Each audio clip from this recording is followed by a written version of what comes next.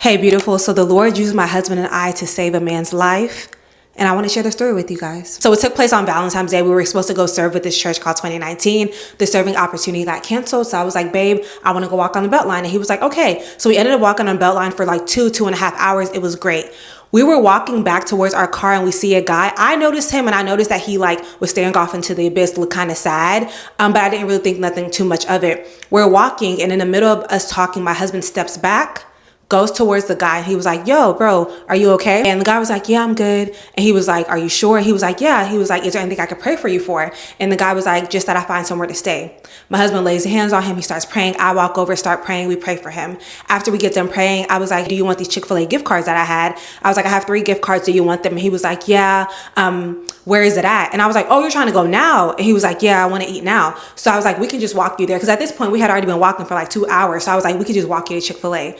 And he was telling me that he was looking for a specific shelter. So I start Googling and calling, different places looking for the shelter. My husband and him are walking behind me. And I hear my husband saying, hey, if you don't mind, can you share your story with me? So he starts sharing his story with my husband. And this is where it gets good. We basically find out that this man has been in prison for 10 years and he was released around the 3rd. At this point, it's Valentine's Day, so it's February 14th. I guess they gave him like a bus ticket or a train ticket or something. It was really cold around that time in Georgia, so he was able to stay at a shelter. But after a few days, when they did intake and the weather warmed up, they found out about his record and they found out that he was kind of sick, like he didn't feel too good. So they were like, you can't stay here, but you can maybe go to another shelter. But at this point, he had been walking around for like 2 days straight and hadn't eaten or nothing. So we get to Chick-fil-A. He orders some stuff. I was like, you can get what you want. And I was like, you have to try the Chick-fil-A sauce. So I make him try the Chick-fil-A sauce because I was like, I don't know if you remember it, but you need to try it. We're talking. He starts telling us the full name. We were like, give us the full name of your mom, the full name of your dad, the full name of your brother, aunt, uncle, cousin, grandpa, grandma, whoever you have. I need their full name, middle name included. My husband are like researching. We're Googling. We're on Instagram. We're on Facebook. People start popping up. I'm like, is this your brother? No. Is this your mom? No. Is this your brother? No.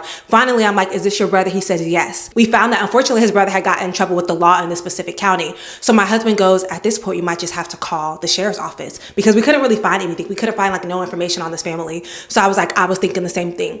My husband calls the sheriff's office. He explains the situation.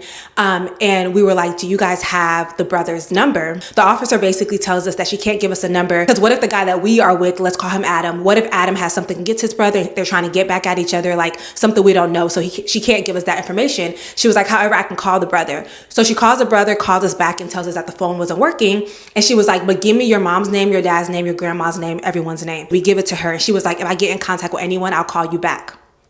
We hang up the phone. So we're at Chick-fil-A talking to him, kind of getting to know him. And my husband's phone rings. And she was like, I have the granddad on the phone. So basically,